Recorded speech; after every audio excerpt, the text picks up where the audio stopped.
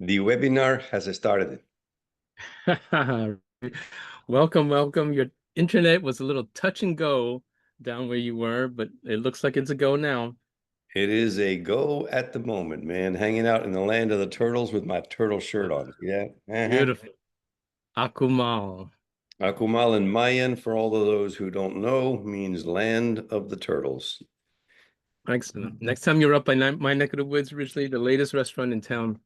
It's been a couple of years now, but it's a Mayan restaurant. So I've been eating Mayan food. Oh, see, Ridgely's internet, we spoke too soon. It's freezing up as we speak. So let me just welcome everybody while Ridgely's internet recovers. Hey, Bill. Hey, David. Hey, Diana. Welcome. Edmund. We have some new names along with some of the regulars. Hey, Jim. Nice to see you. Linda, my friend. Michelle, Ray, Scott, Victor. Welcome, welcome. Alrighty. So while we're waiting for Ridgely to recover, let me just jump into giving you all the heads up as to what's going on with Google. Now, we mentioned this last time, and it would be good to watch the replay of the last one if you really want to start from scratch. But let me just mention that in late May, specifically May 26th through the first week of June, we've been getting some bumpy Google algorithm traffic, as we say. So I don't know how many of you actually follow your search engine rankings. I know for some of you it's more important than others, but you may have noticed changes in your Google traffic and Google rankings as of late. And it's still unacknowledged, but Google several times a year has an algorithm change, and they just rolled out two major ones. And as we mentioned last time, the upshot of it is that now Google is trimming the fat, as it were, in terms of pages that they want to put in their website. And they are largely cutting out the pages of your website that have duplicate content. Hey, Ridgely, you spoke too soon. We were talking about your internet and we gave it the whammy. So I was just briefing the folks about what's been going on with Google.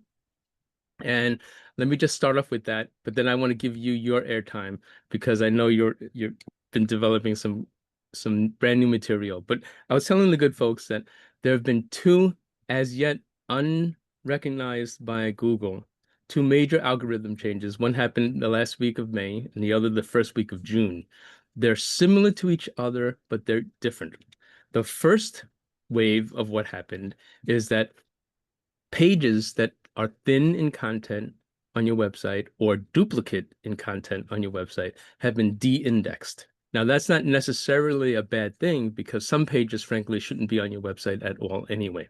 Some, by the way, because of your content management systems such as WordPress or whatever, are just there kind of as housekeeping, right? And so when you blog post, you can add tags to it, categories to it, and each of those tags and categories have their own pages, but the content on those pages are largely the same as your regular blog pages. So Google is cutting some of those mechanically produced duplicate content pages to make room for their compute power to be used for AI.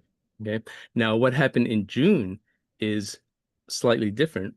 They are also devaluing sites that have been manipulating their content and a setup specifically to gain undeserved SEO rankings. Okay, what do I mean?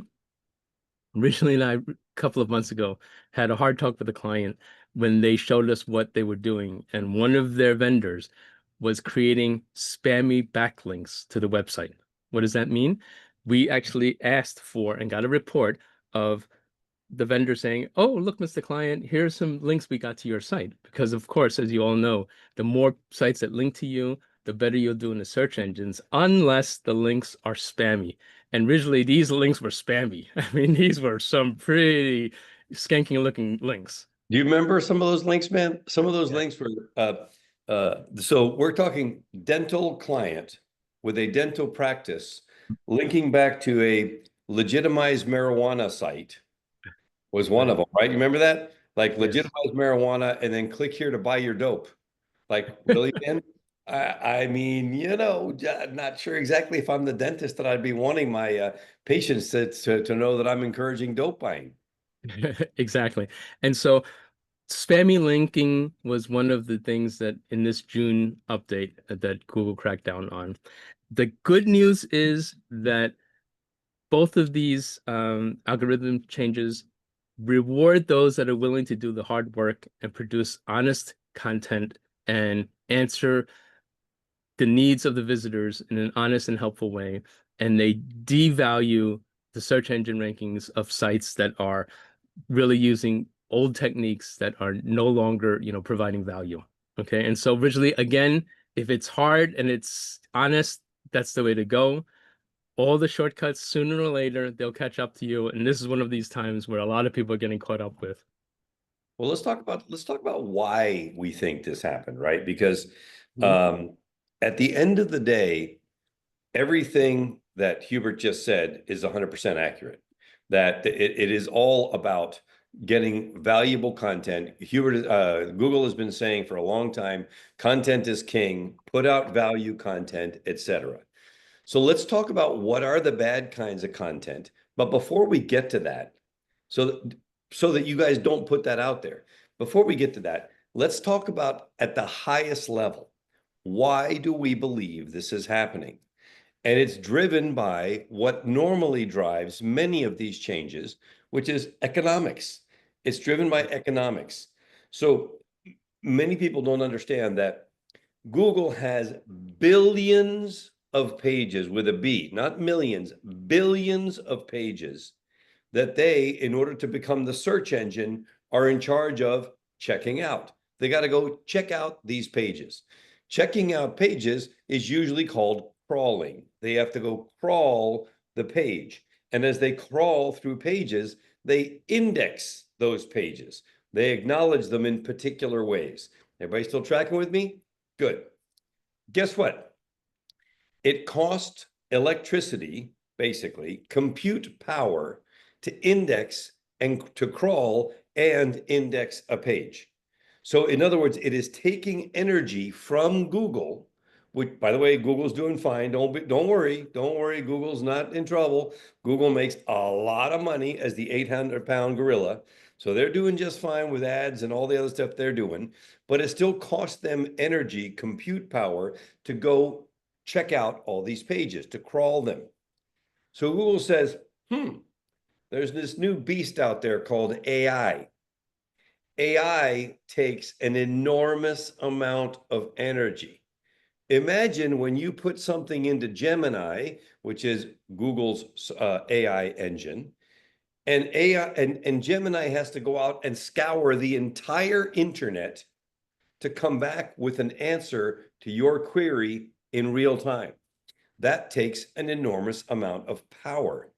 Imagine every time you have to make a change to Gemini and it's worldwide across the globe. That takes an enormous amount of compute power. So Google says, we've been putting out legitimately messages to all of you people, all of you that are on the internet, that content is king, valuable content will be rewarded, and bad content will be punished. We've been saying that for a long time. Well, guess what? We're not going to give you any warning this time. We're just going to do it. And as we use our compute power that could be going to fund and to develop further AI enhancements and improvements, we're going to, as we're using that power to go crawl your websites, and you continue to have bogus content on there, thin content, duplicative content, content that doesn't offer any value to anybody, that's just there to try to make it look like you've got a bigger site that has more authority in some way, we're just going to not acknowledge those pages anymore. We're going to crawl them and we're going to de-index them.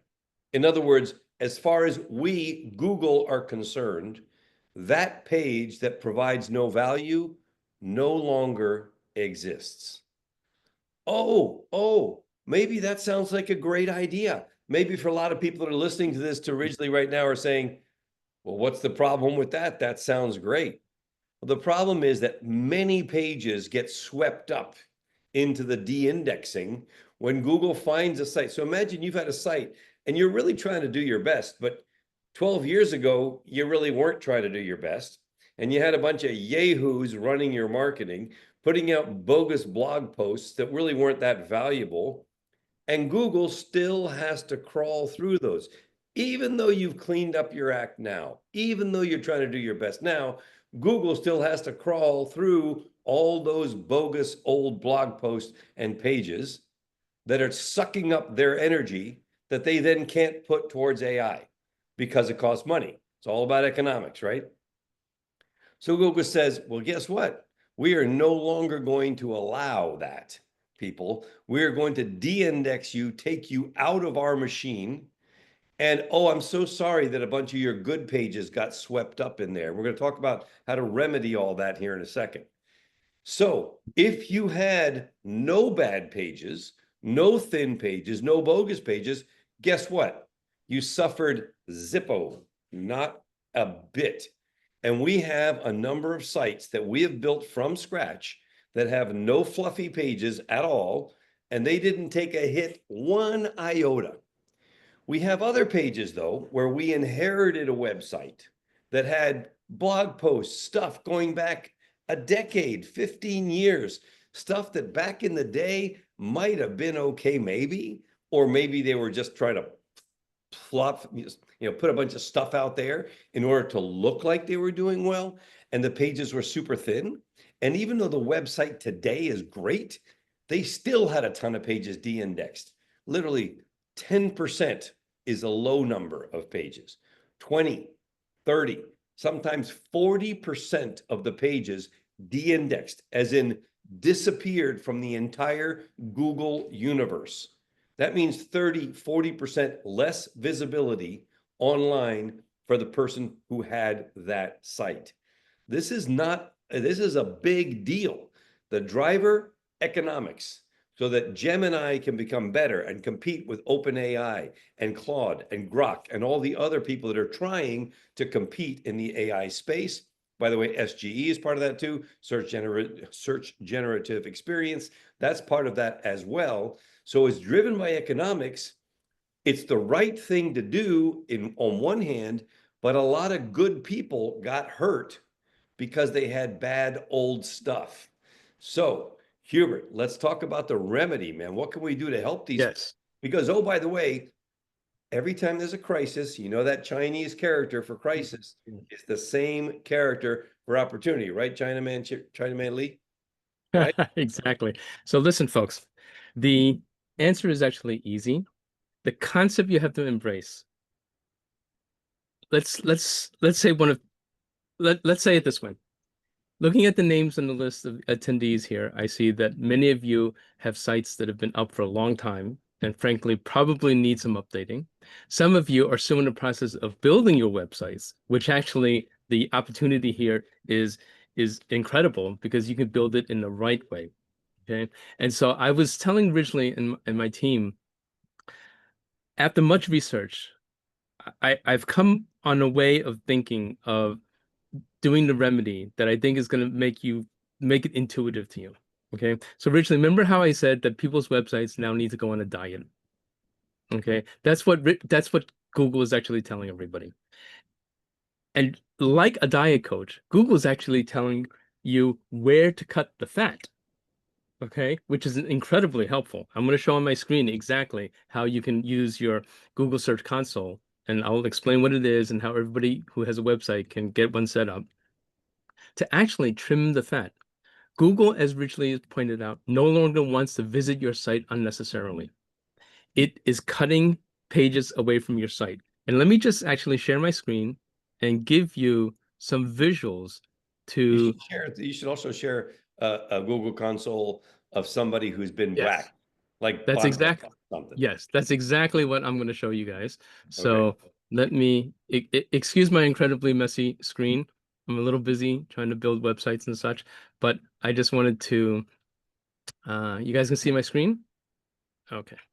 Yep. Yes. Okay. So now let me show you a couple of, this is the Google Search Console. And as you see, I have access to many websites that I, actively manage and so forth. Okay. And if we look at a typical one, such as, let's look at one that did get hit. Um, let's just take a look at this guy right here. Saw Bonaventure up there. Check that one out. It got Well, whacked. yeah, actually, I was looking at this one, so I might as well just continue looking at this one because I want to do some remedy on here. All right, now let me just say a quick thing about the Google Search Console and explain that if you control your own website, you should definitely get yourself set up with Google Search Console. It's free. It's the authoritative source of information about all the search engine traffic and results and rankings and everything else, and it's set up by Google. And you just have to go through your website and open up a Google Search Console and validate that you own the website, and then you get all of this information. Okay, easy to do. Just Google Search Console and just look up how do I set up a Google Search Console for my website. I can help you if you need to. Now, take a look at this. This is what's happening. Day by day, Google tells you a lot of information, but one of the things they tell you is in their index, how many pages on your website are both indexed and not indexed. So I'm just going to stop here. On May 14th, Well, and by the way, that means visible and completely invisible to the universe. correct. Not indexed literally means you are not in Google's index, right? When you search and you see, first off, only pages 1, 2, and 3 count, right? In terms of like practicality, only page 1 actually counts, but there are a zillion pages as you can find for search results. But if you're not indexed, you're not on any of them. So look at this data point just randomly, May 14th. 502 pages were not indexed, 407 were indexed. What does that tell us? Going back to the fat analogy, this website, consisting of 900 pages, which is a big website, had more sites, more pages that are worthless, literally, because they're not in the index, than pages that are in the index. Folks, if you think back, this website is 20 years old, but that represents these 900 pages of sweat and labor and frankly money that went into it. And as you see now, more than half of it is worthless, right? Right? Literally worthless. Now, day by day, we go along, Google's looking at all the results. We notice this right away. Look what happens on May 26th. You had 498 not indexed and a 417 index. The very next day, suddenly the index number jumps down to 357. 2 more days later, it jumps down to 307, right? And so if you look at this graph, you can see that at the end of May, and then also separately, a few days after, the green line, which is the number of pages indexed, dropped drastically. The converse is true also. The gray line, the number of pages that did not get, that are not indexed, jumped up uh, uh, incredibly. Now, let me contrast this with what some other sites could look like. Okay, so now look at this. Here's a site where, actually, let me go and look at, let's look at Brownstown originally, because Brownstown is a major site also, but we've been carefully managing. The site that you just showed is completely steady. We built that one from scratch also. Yes, No damage whatsoever, no additional damage. right. Actually, I'm going to talk about that in a This is great. second, but I'm going to talk about Brownstown first because Brownstown is steady state. Okay, so now back in April, we had 103 pages indexed. And as you see, as I scroll along, here comes the fateful day, May 25th. Index was 105. We went down to 102, went down to 98, but now it's climbing back up to 104, 103, right? And so steady as she goes, this means that everything already was of value and it just continued on.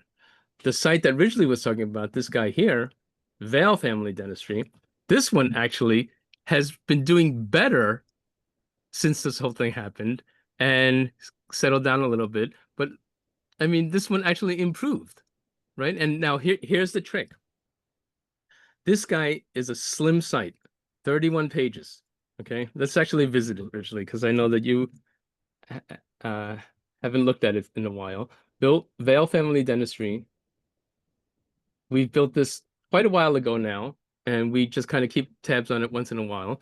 But we built it with just 30 pages in mind.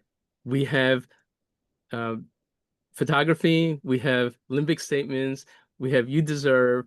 It's a center column type of approach. It's very simple. Here are the dentists, here are the services, and then in the navigation, we have simply about us. You can tour the office, you can schedule a new visit. Here are our services, cosmetic, family, dental implants, everything that they do, some testimonials, and then how to contact us, and a very limited blog structure. So all in all, Google looked at this and said, okay, 31 pages were worth indexing, and we put it in the index, and steady as she goes, that's this one here, humming along, everything's fine. Okay. Now, the idea of a diet is that this site right here is a nice, slim, and trim site. 30 pages originally is about the number that you and I have been saying that these days, going forward, Google is telling us they're very happy with the dentist website that has about 30 pages. It tells you what they do, where they do it, and how they do it. That's all you need to do. A nice, slim site. Google's happy, you're happy. These other pages, these other sites, this guy here with the this guy here with the 569 not index pages and 342 is simply a beast from the past that is too fat that needs to be cut down. Put this site on a diet, or if you're building a new site, only put in the core pages that you need. Make each page count, make it say something in a emotional, resonant way that serves humans in a helpful way. And there's no better way to do it than limbic messaging and using the partner attraction formula, and you're going to be totally set. So Ridgely and I have been looking at dozens and dozens of charts up the wazoo, graphs, everything else. We've been calling everybody. The answer is very clear. When your site is no fatter than it needs to be and slim, Google not only will leave you alone, but will reward you. So originally the answer is easy. Put your site on a diet. It's going to save Google the aggravation. It's going to save you the aggravation. If many of us have websites that are a dozen years old, it's time to finally look at it and cut all the crap out. Otherwise, Google's going to do it for you. That's basically what's going on right now. Well, let's talk about that for a second, bro, because there's some debate, and there has been some debate among us on our team about how to go about cutting things. What are the methodologies that won't cause you to be flagged in a negative way, right? Because as always, team, if you're on this mastermind, you've been here for a while, we operate at the absolute cutting edge of what's going on. And even all these things, oh, let's cut this. Let's just cut that. Let's do that. Let's whack stuff. Well, there's always a danger that Google says, oh, really? You trying to game the system, are you? Oh, well, we're just going to penalize you too, because we got a backup to this algorithm that says all those wackadoodles, wackadoodlers, whack-a-moles, whatever that are doing out there thinking they can game us, we're going to penalize them too. So talk to us, Hubert, about the right way to slim down. This is not Ozempic here. Okay. It was like Ozempic for websites. What's it look like to do this right? Okay, so I'm going to show you some examples, but let me just mention the first one that doesn't need to be mentioned, but I'm going to mention it first anyway. Okay, because I'm sure nobody in our community is taking this approach, but I can tell you that this is often the approach outside of our community. And what I'm talking about is hiring a company that has created not only the spam links, but on your website, spam pages basically that just have nothing, and it's stuffed with keywords with no value, and they're just like repeats of each other. Okay, even if it's like Invisalign for kids in such and such a region versus Invisalign kids for this other region, and the two pages exist, and the only difference in page A and page B is the name of the region. No, you can't do that anymore.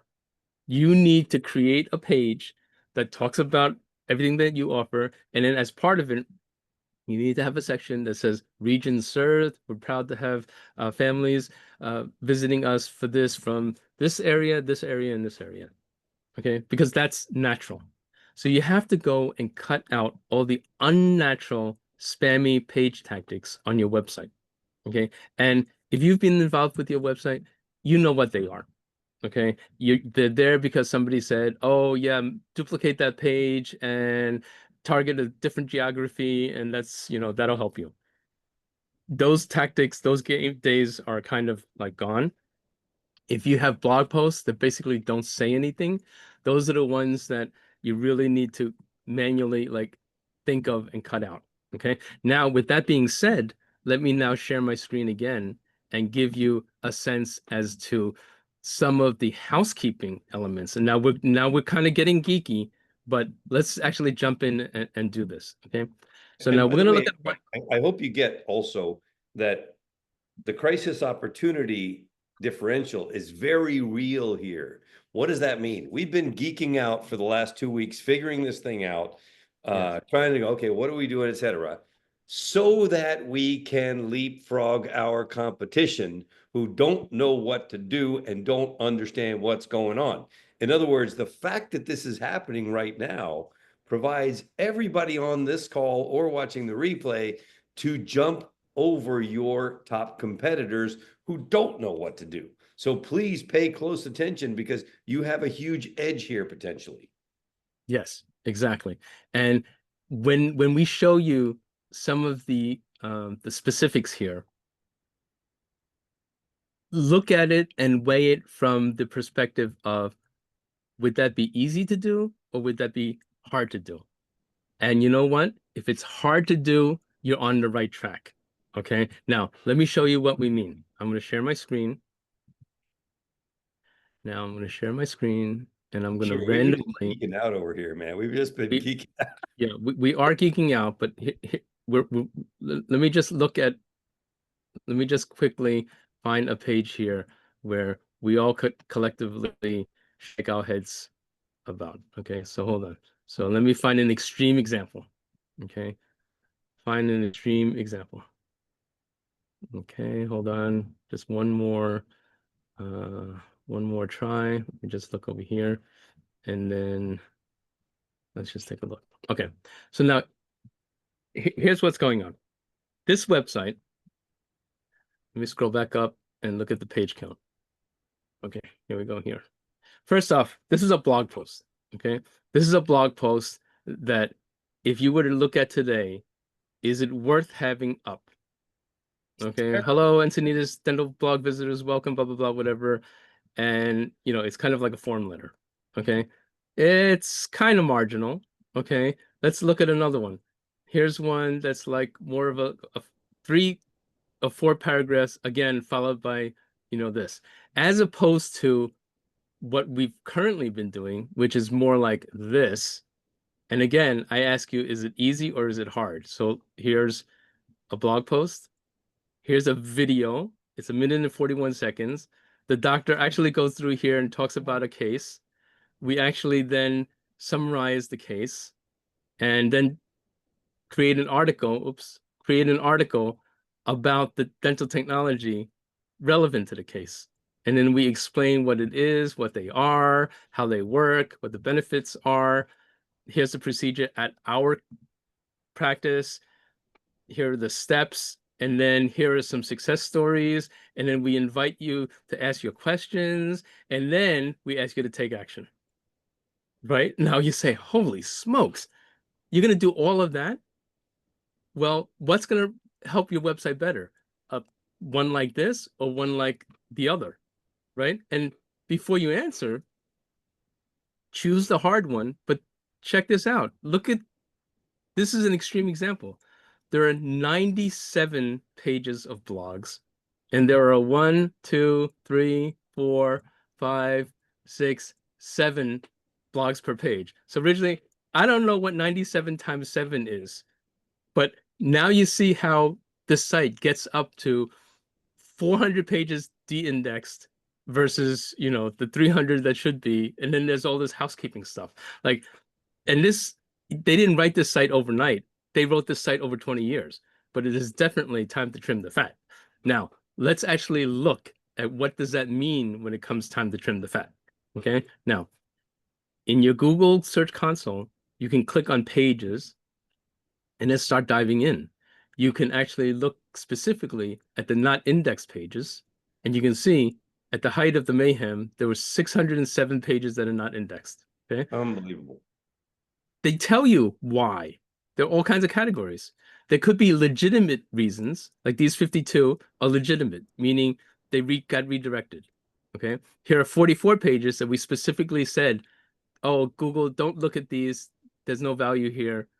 Don't worry about it. Okay. Google loves that because then they don't have to um, uh, go and figure it out on their own. Because the figuring out process looks like this. There's discovered by Google, but not indexed. Discovered means 278 pages are known by Google, but they've yet allotted the crawl budget to come and assess these pages. This one here is the real pickle. Crawled and currently not indexed, 181.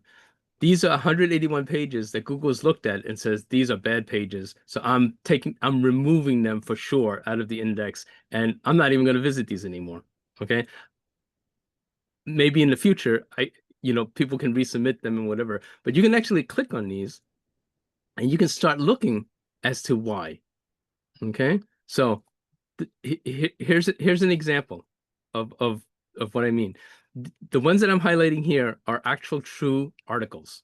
Okay, so we're gonna have to look at each one and see, is it thin content? Is it duplicate content? Is it too close in topic to a previously covered one? And one by one assess those. But there are other ones that are in these housekeeping categories. This one is blog page 20. The blog page 20 is just a mechanical page that lists these, that's already listed again, but these are just by page. So this none of this content is new. This is just different pieces of the content assembled mechanically into this page. So rightly so, Google doesn't need to go in and index these. So this is where we could actually go in and do it this way originally. Look, so this is now for this client, for example, one way to do it would be to let me explain how it's done originally, because this is actually, I'm sorry, I'm Got clicking some like good crazy questions and happening driving you too. crazy. Here you go here. If you go into the back end, people have plugins called Rank Math. This is a popular SEO plugin. You can actually go in and look at the housekeeping items, such as titles and meta, and you can actually go here and decide which pages should be index and no index. See how you can set index or no follow or no index? These basically are instructions to Google as to exactly what to do. So if I come in here and I go to these categories, okay? Right now, the category pages and the tag pages, I'm clicking on tag. Tags are set to no index, but categories are not. So we found out that one of the best practices for this is to go ahead and no index the categories. So originally, the other team that didn't want to do it, this is all they would need to do. They would go into this tool, find the right category, and change this check mark here from index to this check mark here to no index. And across the board, that would take care of that. But the point is, and I'm sure I'm losing everybody now, originally, so I'm going to pull back. But the part about like trimming the fat is look at your data, see if there are housekeeping items that need to be trimmed. And if so, you can poke around like I just did and do that using tools. But the harder one is making the hard call about your content and saying, if these two blog posts are too similar to each other, I'm going to combine them and mark one not indexed and then make the other one even better. Right. And that's really generally the right approach.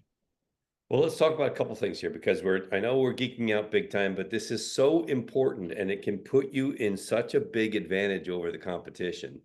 Um, so first thing is, can you, Bruce is asking, oh wait, no, sorry, not Bruce, who's asking? Bill is asking, can you contrast discovered versus crawled a little bit better? Yes. Okay. Yes. So let me, and Bill, I know you're a technical guy, so I'm gonna dive in a little bit more than usual because I know you'll appreciate it. Okay, so let me share. All right. So let's go back into these reasons for not reasons for no indexing. Okay, so I'm going to go to pages and I'm going to go back here and okay, gosh, visually, this is an extreme example right here. Look, we The have dis 442 pages not indexed and we only have 92 indexed. the disaster. And this Okay. is a super successful business.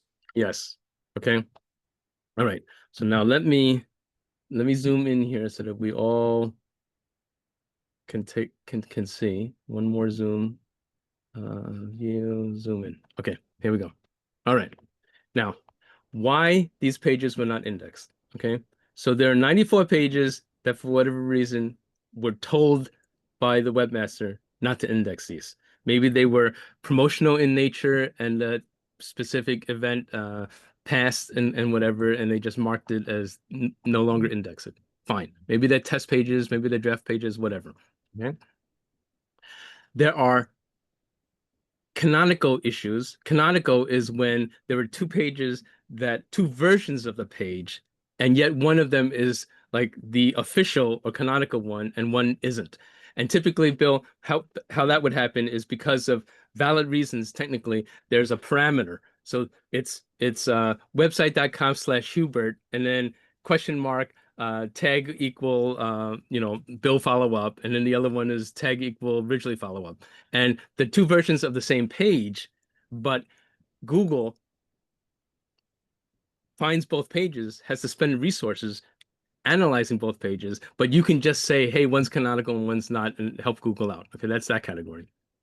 Page with redirects is maybe the URL got changed, maybe there was a typo and you had to create a new version of the page and you actually did a redirect. Okay. This category here, you shouldn't have these 404 not found errors. These are just goof ups. You should, have better control. They only have three, which, I can forgive them for three, but these are like error pages, 404 not found errors. These last two categories, this is what you're asking about, and this is super important, okay? The crawled, currently not indexed, the 282, that's the problem child of this website. These are the pages that Google came and they crawled it and they deemed it not worthy and put it in the not indexed category. Before they performed that assessment, those pages were in this category here, discovered currently not indexed. So Google sends several kinds of bots through websites. The there's the one that they send for this discovered one is a spidering kind of a bot that its purpose is to go and identify your web pages. It doesn't look at them too much beyond, oh, this is the URL. Oh, this is serving normally, 200 code versus, oh, this one has an issue, 404 or 5, whatever. Okay. This indexing here is just, hey, I know it's a page. I have yet to look at it. I'll send another bot over to look at it. But, right now I see something that makes me not want to index it. So I'm not going to index it, but I'm going to come back at some point, have my other guy come back and some point and assess it. Okay. So there are 30 in that category. At some point, this crawler here came and did a hardcore assessment and said, nope, no good. I'm putting you in the no index category, 282.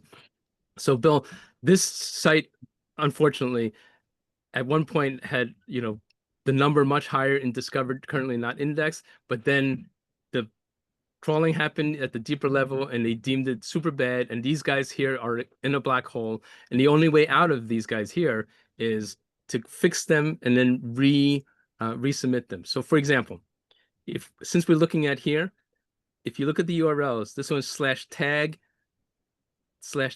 and it ends with feed. These are just housekeeping type pages under the tag categories. I would go, as I showed you before, and just no index all the tag housekeeping pages. Likewise, these category pages, I would do the same as well. So I agree with what Google is saying here. And in the analogy originally of the diet, this is like the doctor saying, hey, you got to go on a diet and definitely don't eat any more tag pages and don't eat any more category pages. I'm going to be a good boy and I'm going to say, okay, doc, you got it. I'm going to check off no index tag. I'm going to check off no index category. Google no longer has to come and check these again and again and again. Okay. It's these pages here that I look at and then I say, oh yeah, yeah, look, there's an uncategorized tag, there's a feed thing. You know what? I don't need my feed necessarily on the tag page category checked either. So the ones that you need to look at from a human perspective, out of this page all right here, the only one is this one here originally. So when I said it's actually maybe not that bad, here's the page here. This is trick or treat that, during Halloween. The fact that it's old and here's how to care for your teeth this Halloween. Originally, which Halloween? Oh, the one from 2022? I don't think I need that, Yeah. right? So why don't you save the concepts here, rewrite it for this October, and then re-release this when it's time, and then put up a video saying, "Hey, it's Dr. Hubert. It's time to talk to your kids about candy, and they should have a good time, but make sure they brush their teeth at night." That kind of a thing, right? So believe it or not, Google is not trying, Richly and Bill, to be the super bad guy. It's trying to help you do, so long as you're being honest and not like being gray hat or black hat in your spam techniques. If you're an honest business website owner, like everybody that I'm looking at on this list is, Google is actually helping you through this process. Take a Now, look at Richly, I know we're geeking out a lot, and I do want to give a complete thing, but we have to reserve at least 12 or 13 minutes to cover this other topic that I, promised people about. So do we have any more questions about this? Yeah, just real quick, Bruce has a question on there about are there other ways to take care of this issue? Take a look at Bruce's question in the chat, Okay. because there is the idea of not only no indexing your pages, in other words, proactively. There's Hmm. also the idea of converting your pages into draft mode, which takes them out of the map site and makes them invisible. Yes. So there are Right. multiple techniques that we can use here. I'd love for you to answer Bruce's question and Yes. comment on Sure. that. Yes. And so, Bruce, you're on the right track. I too recommend using SEO WordPress plugins to help. Okay. I've been hearing very recently, I've been hearing a lot of negative things about Yoast SEO in particular. Okay. Uh, that they're having an issue with I don't use Yoast, I use Rank Math. Okay. And we kind of swear by Rank Math.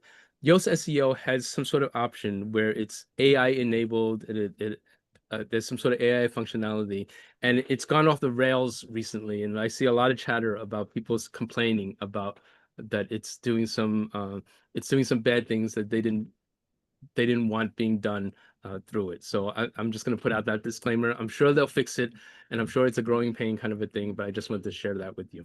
So the approach that Bruce is taking, folks, is, and this is again, if you don't manage your website yourself, just talk to your website manager, and they'll help you guide you through it. Everything that we talked about can be done manually, but oftentimes it's much easier when you do it using a plugin. And let me just share my screen and demonstrate what that plugin kind of looks like.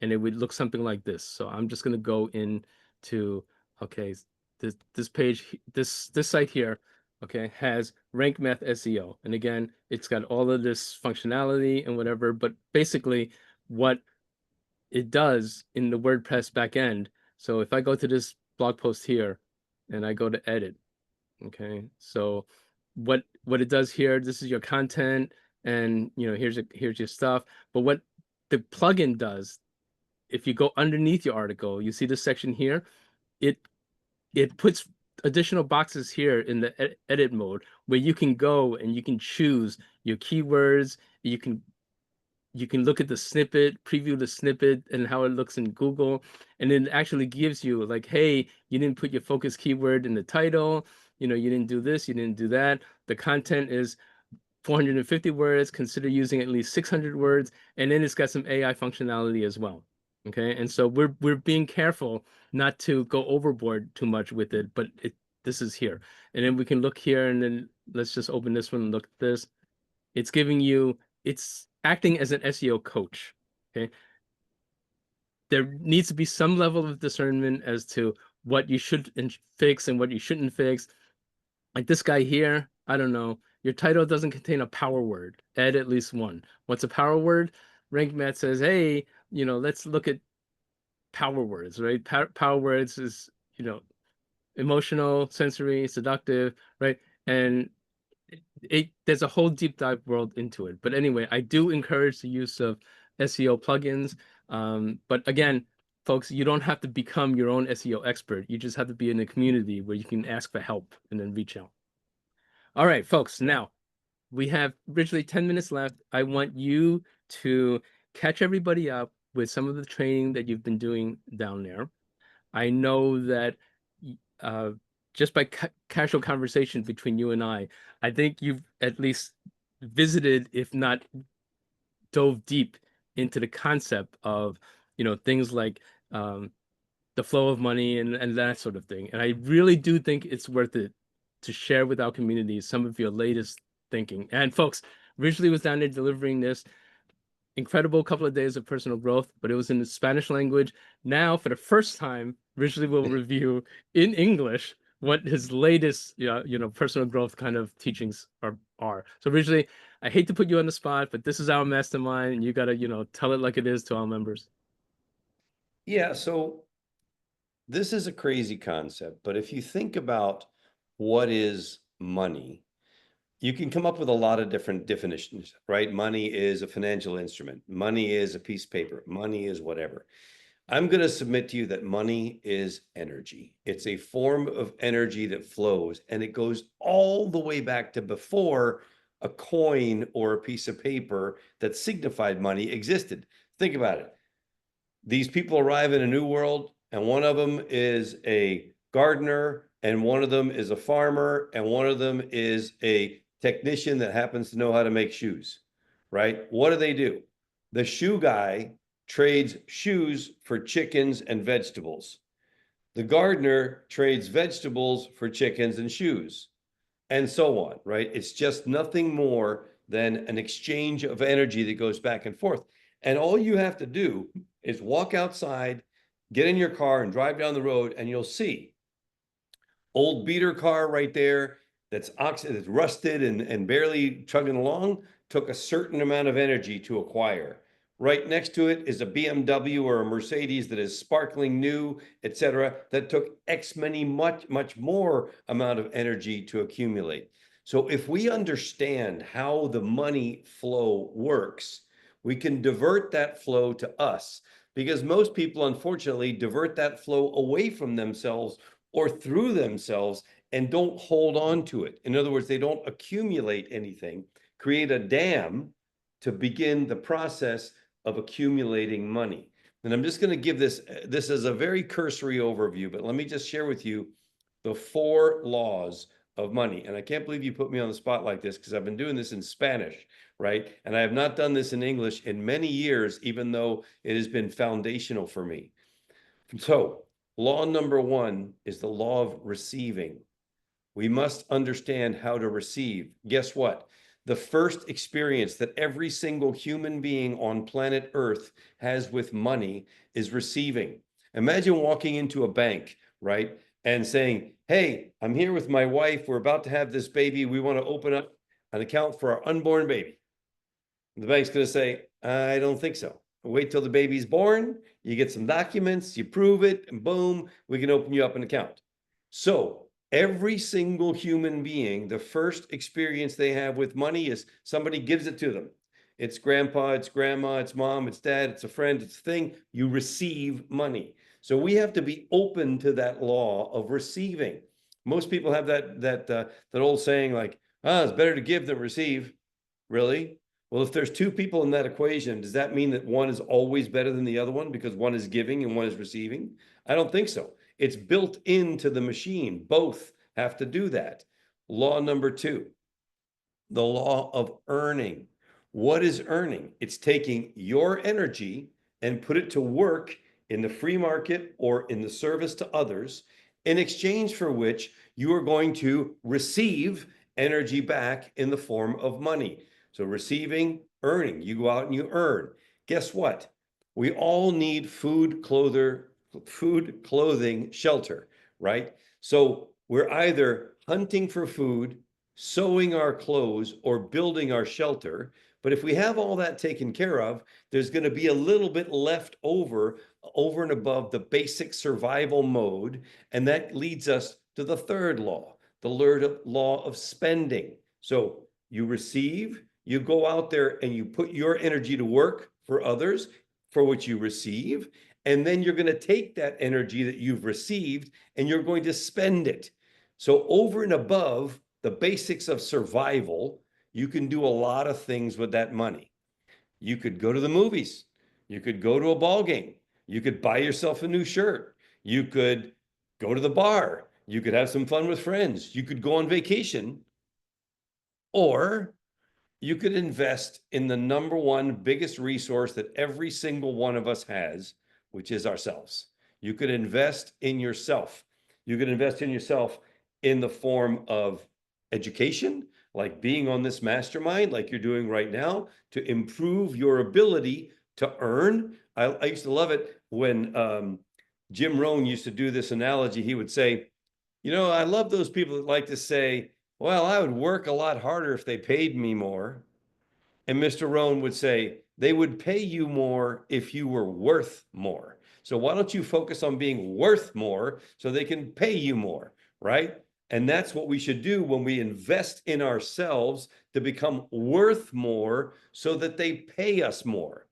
And the other way that we can invest in ourselves goes to the fourth law, the law of accumulating. What is accumulating money? It is nothing more than receiving it because you put your effort out there to earn that money and then spending it on something that generates money, right? So this is this tricky concept here. Investing is nothing more than taking your energy that you have earned and received and putting it to work in the enterprise of somebody else.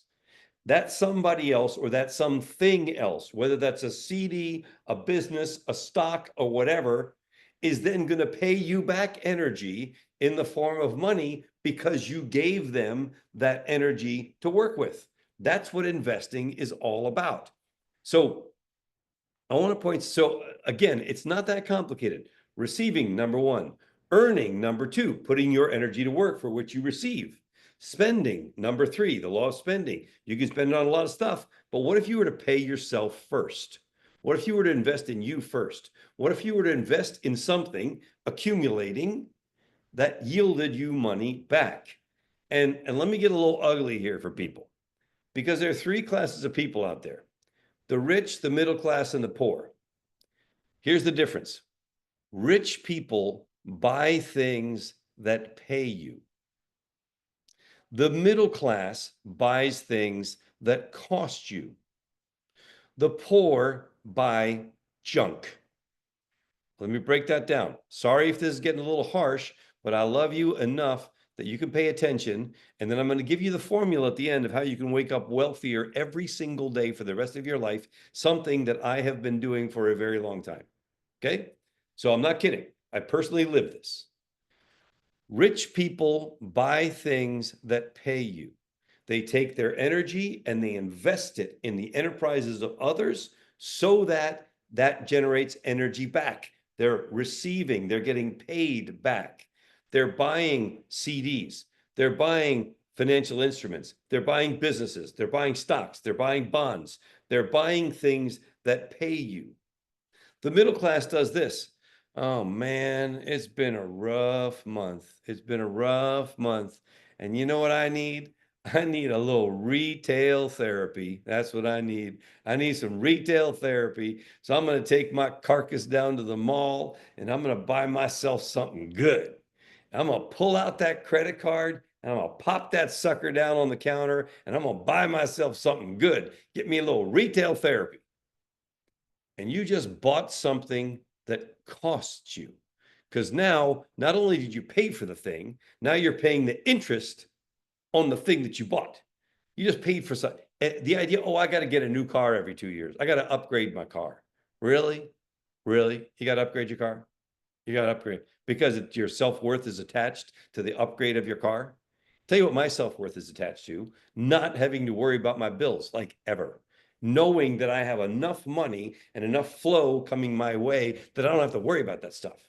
And what about the poor people? They buy junk. They walk into a store and they go, oh, look at that little horsey. Isn't that cute? That is the cutest horse I've ever seen. I can see that sitting on my shelf in my dining room.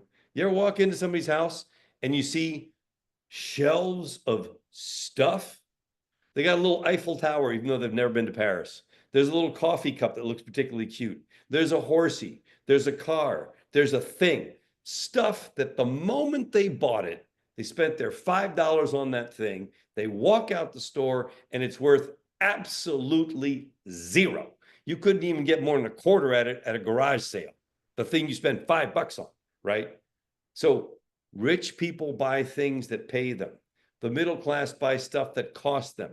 The poor just buy junk.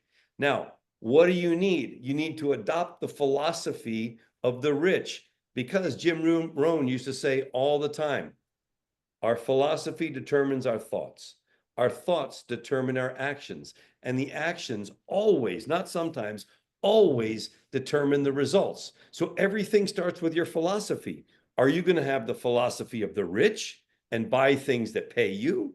Or are you going to have the philosophy of the middle class and buy stuff that costs you and go into deep debt? The overwhelming majority in America, at least, I'm not talking about the rest of the world, but in America, the overwhelming majority of people have a net worth of negative something. They're worth nothing, zero. They're worth negative because they owe more than they actually have. It's horrible. Or you can have the philosophy of the poor and just buy junk. Obviously, hopefully, you're not going to do that. Change your philosophy up here, that in turn changes your thoughts, changes your actions, and by definition, it's going to change your results. So down to the last part of this is the formula. So what is the formula for waking up every day richer than the day before? Part one, pay off all your short-term debt. So you don't have stuff that's costing you. Short-term debt is credit cards, payment plans, the Lowe's card, the Sam's Club, the thing, all those cards that have payment plans that have interest attached to them, get rid of those. Get rid of all of those. And then after that, pay yourself first. Ask yourself the question, who's more important, me or Visa? Who's more important, me or MasterCard? Who's more important, me or American Express? And then pay yourself first and take that money and acquire something that's going to pay you all the time. If you do that, if you do those two things, oh, I know this. Whoa, hold on. Let me just clarify one thing. There's a whole lot of people saying, Ridgely, you don't know my situation. I'm in bad shape. I'm so underwater. It's ridiculous. I'm going to tell you the following. Up until this moment in time, you have earned 100% of whatever you have earned up until this moment in time, whatever that number is. For some people, it's a lot. For some people, it's not as much. So my question is, would you be dead if you'd only earned 90% of that much money? No, you would not, which means you could have saved 10%. So shut the F up, put on your big girl, big boy pants, and pay yourself first. Get rid of your short-term debt and start thinking like a rich person. Because if you do, over the course of time, your philosophy will shift, your thoughts will shift, your actions will shift, and your results will shift. And you'll join the league of people, and they're out there who don't have money problems. They say misery loves company. I'm going to tell you, success likes company too. And I would invite you to join us who are successful. It's not that complicated. It's formulaic. You just got to do the work. I'll leave you with a final thought from Jim Rohn. There are two types of pain out there. There's the pain of discipline and the pain of regret. And Jim Rohn used to say, the pain of discipline is short-lived. You do what you got to do to put yourself in the right space. The pain of regret lasts a lifetime. So where are you hanging out? Hubert, I'm done. Thanks for challenging me. I wasn't sure I could do that, but from Spanish to English, boom, there you go. That's pure gold, Ridgely. Thank you for that. It's been a while since you've explained, so I'm going to ask you to indulge me. For the good folks here, you noticed Ridgely quoted Jim Rohn at least 4 times. And Ridgely, it's appropriate since you just did this major thing in Spanish. Please explain your relationship with Jim Rohn, how you came to meet him, and why he was so special to you. Yeah, so I was very, very blessed to be invited to join the Success Training Network, a thing funded by Mark Cuban, wealthy, wealthy investor. Most of you guys know him because he owns the Mavericks. He's on Shark Tank. Uh, and I was sitting with the guy who was in charge of recruiting faculty, including me, Zig Ziglar, Dennis Waitley, a bunch of the heavyweights, and Kyle Wilson. And Kyle looked at me across the table and said, Ridgely, you speak Spanish, right? We were at lunch in Dallas. And I said, yeah, man, just like I'm talking to you right now. He said, well, I have a need. How would you like to be the voice of Jim Rohn in Latin America? And I looked at him and said, let me think about that for a little bit. Yes. And I jumped on it, and I had the brilliant, incredible, amazing opportunity to become Jim Rohn's voice in Spanish. If you buy audiobooks right now, they're actually in my voice for most of the Jim Rohn books. I did all of those as well. It was one of the great honors of my life. Greatest teacher ever. Jim Rohn was amazing. Loved that guy. He was Tony Robbins' mentor. Oh, by the way, in case you didn't know that, and definitely my mentor. He taught me a lot, including the philosophy of the rich. That's awesome. Thank you so much, Richard Lee. Thank you so much for sharing that. All right, now, folks, we are meeting next, let's say Tuesday, June 24th, Yep. an earlier one, 12 Eastern, which means 9 Sure. 12 Pacific. Eastern, 9 Pacific. Yes. All right. So originally you gave us the four laws of money. I'm going to give you four money jokes in exchange. Okay. Because this is about the flow of money. Originally, number one, why did one penny team up with the other penny? Because they wanted to make 2 cents. Close. Because it makes more sense to work together. Very How close. You got the credit for that. Originally, how do fish pay for groceries? do fish pay for groceries? They use the scales. Oh, that's close too. With sand dollars. Okay, Yeah. now, Richard, you are doing way better than usual, Richard. Richard, what did the duck say when he was finished with his meal at the restaurant? What did the duck say when he was finished with his meal at the restaurant? Okay, no, I'm stumped. Just What? put it on my bill. And number four, originally, you love football. Here you go. Why did the football coach get into a fight with the vending machine? Why did the football coach get into a fight with the vending machine? I don't know. Because he wanted his quarterback. Okay, that was in the terrible department. Nah, that was pretty good. People, All right, Ridgely, close us out, brother. we love you all, guys. Have a great weekend. See you next Tuesday. Obviously, send in your questions, your thoughts, all that stuff. Take care of your website. Do the right thing. Slim it down a little bit. If you need help, if you need questions, send them to us, and we'll keep on rolling. We have an opportunity to leapfrog the competition. Let's do it. Let's jump over everybody and make it work. All right, guys. We'll see you next week. Ciao, everybody.